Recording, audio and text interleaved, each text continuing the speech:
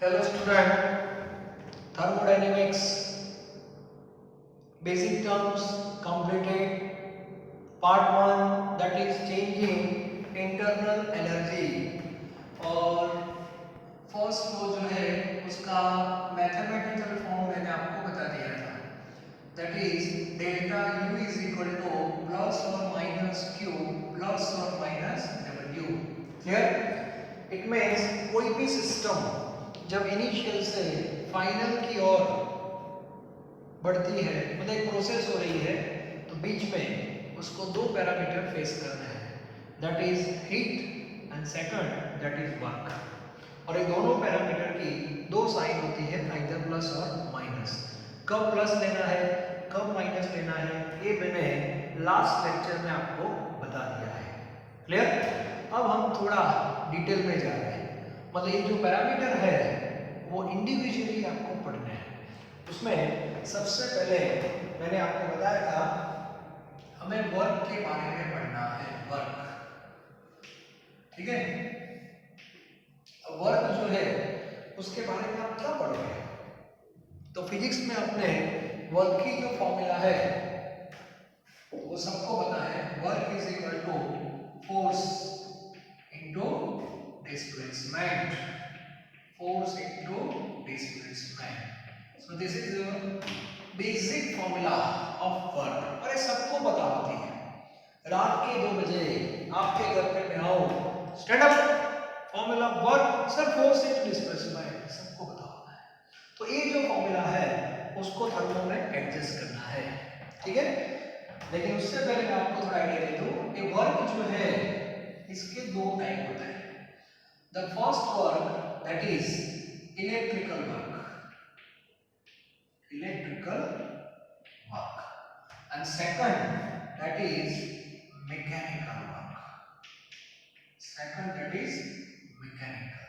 तो सबसे पहले ये क्लियर होना चाहिए कि वर्क के दो टाइप है electrical and mechanical okay normally when system contains ions yes normally when system contains ion in that situation electrical work you can observe okay तो सिस्टम ऐसी कौन सी सिस्टम है जिसमें आयंस इन्वॉल्व होते हैं so such type of system you will study in 12th okay electrochemical cell वहां पे आप पढ़ोगे मतलब अभी आपको इलेक्ट्रिकल वर्क पढ़ना नहीं है okay now another one that is a mechanical work so mechanical work comes in picture when system contains gas yes system contains gas in that situation mechanical work comes in picture तो अभी ये जो work हमें formula समझनी है उसमें हम mechanical work के बारे में थोड़ा पढ़ेंगे okay and that work you can explain for physical process chemical process whatever सबके लिए हम पढ़ सकते हैं तो ये गैसियस सिस्टम के लिए हम मैकेनिकल वर्क पढ़ेंगे और नॉर्मली इसको पीवी टाइप वर्क बोलते हैं पीवी टाइप वर्क क्योंकि गैस के पास प्रेशर भी होता है वॉल्यूम भी होता है ओके उस बेस पे हम वर्क पढ़ने वाले हैं तो सबसे पहले वर्क का बेसिक फॉर्मूला पता होना चाहिए फोर्स इनटू डिस्प्लेसमेंट ओके और ये फॉर्मूला हम यहाँ पे अप्लाई करेंगे मैकेनिकल वर्क में और उसके लिए हमें सिस्टम इंट्रोड्यूस करने जा रहे हैं ठीक है एक डायग्राम ले रहा हूं मैं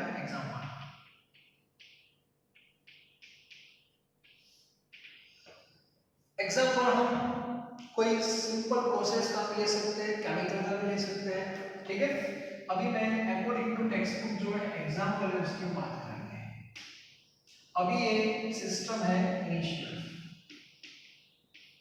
चलो ये इनिशियल स्टेट यहाँ पे पिस्टन है ये पिस्टन है ओके और यहाँ पे गैस है यहाँ पे गैस है ओके नाउ पीआई का मीनिंग होता है pressure of gas pressure gas का खुद का प्रेशर ओके इसके ऊपर पिस्टन है और पिस्टन से जो प्रेशर मिलने वाला है that is P external. So P external that is external pressure by piston. Okay. Second A. A means area. Area of cross section. Area of cross section.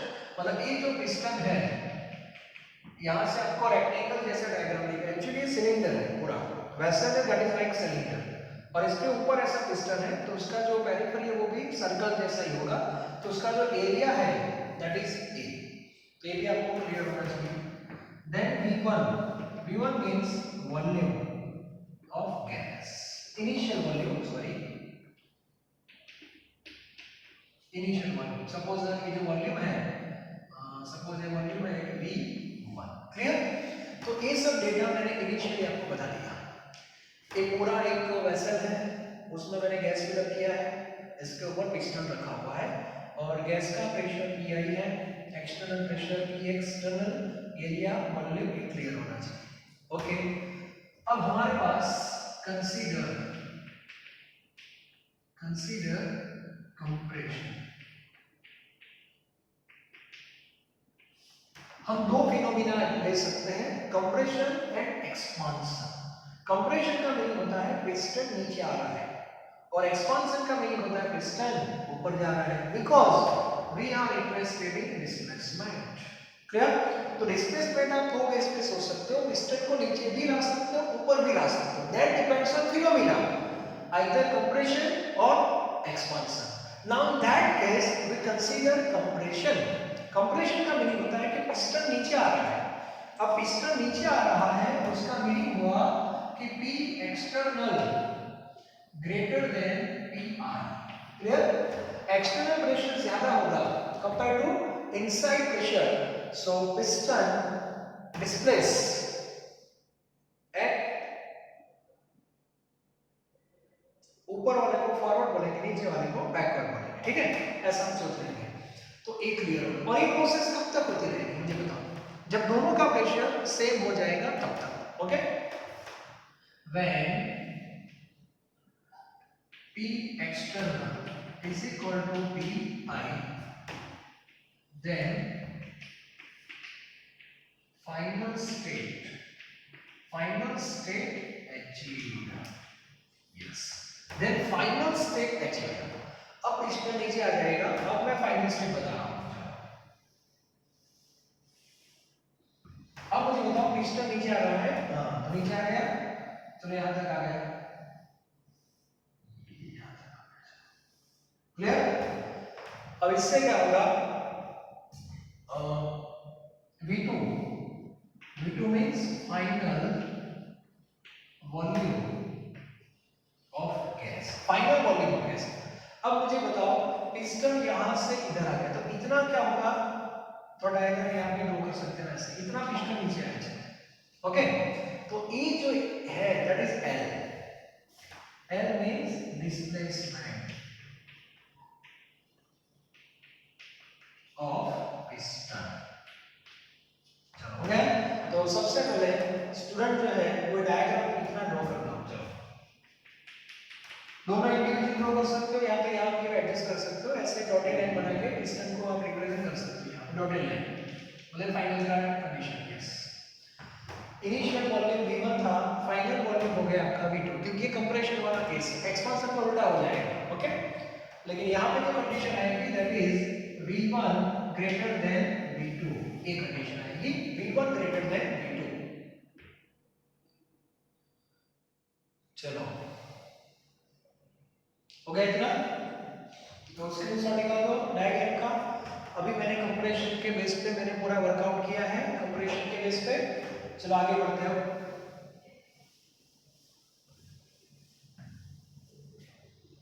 चलो आप सबने फिजिक्स तो पढ़ा ही है, सबने फिजिक्स पढ़ा है। ओके, इक्वेशन नंबर 1 है। चलो सबने फिजिक्स पढ़ा है। अब मुझे बताओ now pressure piston through the pressure is equal to force upon area. किसी को डाउट है? Pressure is equal to force upon area, therefore force is equal to pressure into area. Okay, booking 1 इसमें डाल दो। Therefore work is equal to force की जगह pressure into area into displacement. Okay, pressure means P external, yes, piston through जो pressure आ रहा है, area that is A, displacement that is L. Okay, so finally we have P external into delta V. This part represent what? Changing volume. Yes, E means area of cross section और L क्या था? Displacement. Area का unit क्या होता है? Metre square, इसका metre, metre square into metre that is metre cube, and metre cube that is unit of volume. So this portion represent what? Length है, वो डिस्प्लेसमेंट है, but if you find volume, yes, this is change in volume and that is delta V। तो W is equal to P external delta V, ये formula आपको मिल जाएगी। तो मेरा पॉइंट था हमें वर्क की फॉर्मूला लानी है इन मैकेनिकल वर्क। जो मैकेनिकल वर्क है उसमें what is the formula of work, वो यहां से मिलेगी। W is equal to P external delta V। ये क्लियर होना चाहिए। ओके, चलो आगे बढ़ते हैं। चलो सबने डायग्राम ड्रॉ कर लिया है। एक कंप्रेशन का केस है, ऐसा सेम कॉन्सेप्ट हम एक्सपेंशन का भी ले सकते हैं, लेकिन फॉर्मूला तो सेम ही है। ओके, अब थर्मोडायनेमिक्स में कुछ साइन कन्वेंशन यहाँ पे सेट किए हैं, जैसे प्लस कर देना है, माइनस कर देना है, ये सब फिक्स था ना Q और W में। सो अकॉर्डिंग टू थर्मोडायनेमिक्स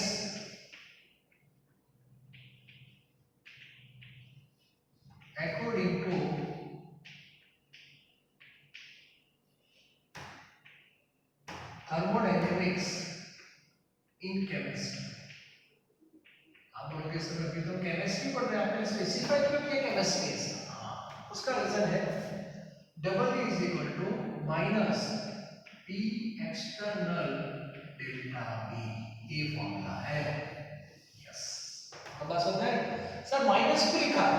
यहाँ तो है ही नहीं माइनस लिखा, उसका रीजन है अभी पता चलेगा। आगे का जो मेरा लेक्चर था उसमें हमने कुछ फिक्स किया था, work done by the system में वर्क नेगेटिव आना चाहिए, work done on the system में वर्क पॉजिटिव आना चाहिए। तो कंप्रेशन का जो केस होगा, कंप्रेशन मतलब पिस्टन नीचे आ रहा है, so that is work done on the system, तो वहां पे आपका जो वर्क है वो पॉजिटिव आना चाहिए। और पॉजिटिव कब आएगा? जब यहाँ पे आप माइनस लिखोगे तब आएगा। तो आगे के साइन कन्वेंशन आपके सही हो, इसीलिए थर्मो में आगे आगे वो लोग ऐसे साइन कन्वेंशन चेंज करते रहते हैं, और केमिस्ट्री में फैसिलिटी है। तो केमिस्ट्री में जब आप वर्क की फॉर्मूला लिखो तो minus P external delta V आपको लिखना है। अभी देखो मैं प्रूव कर देता हूं। केस 1, चलो केस 1 जो था अभी हमारा वही मैं ले रहा हूं, that is compression. Okay, case 1 that is compression. Compression में मुझे बताओ V1 और V2 में which one is more? Compression V1 and V2. So V1 greater than V2. Clear? Therefore delta V V2 minus V1. Delta V fix होता है, final minus initial. Okay, so which one? Delta V positive or negative? Therefore delta V becomes V1 बड़ा है compared to V2, delta V becomes negative. Yes, delta V negative आएगा। Now W is equal to minus P external delta V। अब मुझे बताओ therefore W becomes positive। आ गया? Compression में W positive आना चाहिए, तो डेल्टा भी आपका नेगेटिव है, तो नेगेटिव पॉजिटिव आ गया।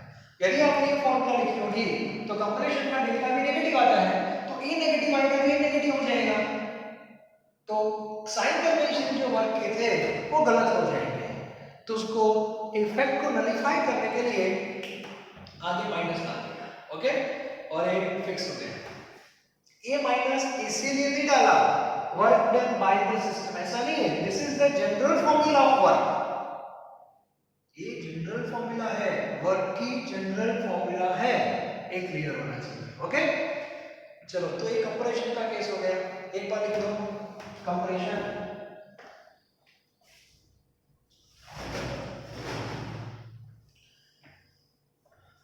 इसके बाद केस 2, चलो ये केस 1 था, अब केस 2, केस 2 जो है वो एक्सपांशन का है। चलो केस 2 एक्सपांशन, एक्सपांशन में ये v1 है, ये v2 हो जाएगा, so here v1 less than v2, so delta v becomes positive according to this formula, w negative, तो एक्सपांशन में work done by the system होगा, तो वहां पर वर्क नेगेटिव आना चाहिए, तो नेगेटिव आ गया, तो ये जनरल फॉर्मूला है, yes, according to thermodynamics in chemistry W is equal to minus P external delta V, ये क्लियर होना चाहिए। और मान लो कि कंप्रेशन भी नहीं हो रहा, एक्सपांशन भी नहीं हो रहा है, दैट इज केस 3, सुबह 6 बजे V1, शाम के 6 बजे V2, so V1 V2 same, delta V that is 0, work that is also 0, तो ये भी हम लिख सकते हैं। तो ये जो एग्जांपल मैंने बताया वो पर्टिकुलर गैस के बारे में था, सेम एग्जांपल हम केमिकल रिएक्शन के फॉर्म में भी ले सकते हैं। केमिकल रिएक्शन वाला कॉन्सेप्ट मैंने आगे बताया था आपको, ये पिस्टन है, ओके, रिएक्शन नीचे हो रहा है, आगे मैंने गैस लिया था, लेकिन मान लो कि आप लोग केमिकल प्रोसेस भी ले सकते हो, R gives to P, R gives to P means 1:2, so number of mole increases during reaction, so mole increase, volume increase, तो पिस्टन ऊपर जाएगा, that is expansion, ठीक है। 2R gives P, 2:1, mole decrease, piston नीचे आएगा, that is compression, R gives P, 1:1, there is no displacement, work becomes 0, तो example आप कोई भी ले सकते हो, इज इट क्लियर? आप केमिकल का भी लो या गैस का भी लो, हमें पहले वर्क जो है उसको आइडेंटिफाई करना था, तो वर्क की जो फॉर्मूला है फोर्स इनटू डिस्प्लेसमेंट, उसको मैथमेटिकल फॉर्म देना था कि what is the meaning of work. तो आज मैंने आपको वर्क की फॉर्मूला बताई, you have to remember this formula, W is equal to minus P external into delta V, ठीक है, तो मेन पार्ट है। अब देखो आगे क्या होने वाला है, ये जो वर्क है उसको हम 3 कैटेगरी में डिवाइड करने वाले हैं, कितनी कैटेगरी में? 3 कैटेगरी में। देखो ये 3 कैटेगरी क्या है वो पहले मैं आपको आइडिया दे दूं। फर्स्ट कैटेगरी जो है that is work in free expansion, ये आपको बताता हूं, ठीक है। Second, work in irreversible isothermal process, and third, work in reversible isothermal process, okay. तो 3 कैटेगरी के वर्क मैंने यहाँ पे आइडेंटिफाई किए हैं। सबसे पहले जो इजी है वो मैं आपको आज बता देता हूँ। First category working free expansion. अब वर्किंग फ्री एक्सपांशन का मीनिंग क्या होता है? Okay, free expansion normally type का होता है free expansion, okay. Free isothermal isothermal ये हो रहा है आइसोथर्मल फ्री एक्सपांशन, यहाँ भी रहेगा राइट हैंड, तीनों में देखो isothermal and isothermal. Isothermal word है दैट इज कॉमन, तो सबसे पहले उसको मैं टारगेट में ले रहा हूं आइसोथर्मल। ओके, आइसोथर्मल का मीनिंग होता है T कांस्टेंट, सबको पता है। ओके, फर्स्ट लेक्चर में बताया था मैंने T कांस्टेंट मतलब U constant. U means what? Internal energy of the system, क्योंकि U किस पर डिपेंड है? Temperature of nature of matter, उस पर डिपेंड। मैटर तो अभी चेंज नहीं हो रहा है, ठीक है। तो T कांस्टेंट है तो U भी क्या होगा? Constant. Therefore delta U delta is change in internal energy, that is zero. Now according to first law delta U is equal to Q plus W. Okay, delta U is equal to 0, therefore Q plus W is equal to 0, therefore Q is equal to -W. ऐसा लिख सकते हैं isothermal में। Isothermal word जहां पर भी आता है वहां पे आपको T कांस्टेंट देना है, डेल्टा U 0 कर देना, फिनिश। और Q और W दोनों सेम हो जाएंगे, सो Q is equal to -W आ गया। ओके, अब देखो now W is equal to minus P external delta V, ठीक है। अब ये थियरी का टाइटल है फ्री एक्सपांशन। इसका मीनिंग क्या हुआ? गैस का एक्सपांशन हो रहा है टुवर्ड्स वैक्यूम। यस, आगे जो हमने पढ़ा expansion compression that is towards piston, और पिस्टन का तो खुद का प्रेशर होता है, लेकिन यहां जो एक्सपांशन हो रहा है that is towards vacuum. Yes, क्या लिख रहा हूं मैं? Free expansion means expansion towards vacuum। Yes, और मुझे बताओ वैक्यूम का प्रेशर क्या होता है? That is 0। Yes, so P external is equal to 0, therefore W 0, therefore Q 0 and D delta is already 0। Yes, 0 0 0, this is free expansion. मतलब एक simple एक थ्योरी है कि गैस जो है उसको फ्री एक्सपांड करना है टुवर्ड्स वैक्यूम, और वैक्यूम का तो प्रेशर होता ही नहीं है, तो वहां पे एक्सपांस फ्री एक्सटर्नल 0 हो जाएगा। तो फॉर्मूला से आपने तो सारे टाइम 0 हो रहे हैं, ठीक है। तो एक केस मैंने अभी आपको बताया है, कल हम ये दो थ्योरी पढ़ने वाले हैं। टाइटल एक बार अच्छी तरह सेट कर लो, work in irreversible isothermal and work in reversible isothermal. तो आइसोथर्मल वर्ड तो है, मतलब इतना टर्म तो फिक्स रहेगा कॉमन। ओके, यहां से चेंज होगा, तो कंप्रेशन भी आप ले सकते हो, एक्सपांशन भी ले सकते हो, कोई भी ले सकते हो, लेकिन दोनों का डिफरेंस मैं थोड़ा आगे बता दूं आपको। देखो ऐसे मान लो कि अभी मैंने जनरल बात बताई कि चलो गैस का इनिशियल है और ये फाइनल है। ओके, अब इनिशियल से फाइनल में आपको जाना है, तो आपके पास दो ऑप्शन होते हैं। एक मतलब कंप्रेशन के दो ऑप्शन, अभी ये इनिशियल है और फाइनल, मतलब कंप्रेशन हुआ, ये इनिशियल और ये फाइनल, तो एक्सपांशन हुआ। लेकिन अभी मैं कंप्रेशन की बात कर रहा हूं, पिस्टन पहले इधर है फिर यहां पे आया, ये फाइनल स्टेज है, तो यहां से इधर आना है, तो दो पैटर्न है, एक रिवर्सिबल की पैटर्न है और एक इरिवर्सिबल की पैटर्न है। देखो कैसे है, पहले पिस्टन यहां था, यहां पे अपना इनिशियल है और ये उसका फाइनल है, तो पहली प्रोसेस ऐसी है लाइक दिस। यस, रुक गया। ये जो प्रोसेस हो रही है स्टेप वाइज जो हो रही है दैट इज रिवर्सिबल। रिवर्सिबल का मीनिंग होता है, चलो फिर से ऊपर लाइक दिस। यस, ओवरऑल होगा तो कंप्रेशन, लेकिन लाइक दिस। ओके, तो मेरा पॉइंट ये है रिवर्सिबल और इरिवर्सिबल का कांसेप्ट पहले क्लियर होना चाहिए। आप यहां पे हो और आपको यहां पे जाना है, ये आपका इनिशियल है और ये आपका फाइनल है, तो यहां से इधर जाने की जो प्रोसेस है वो दो बेस पे हो सकती है, रिवर्सिबल है इरिवर्सिबल। इरिवर्सिबल का आगे गए, थोड़ा रेस्ट रेस्ट रेस्ट रेस्ट,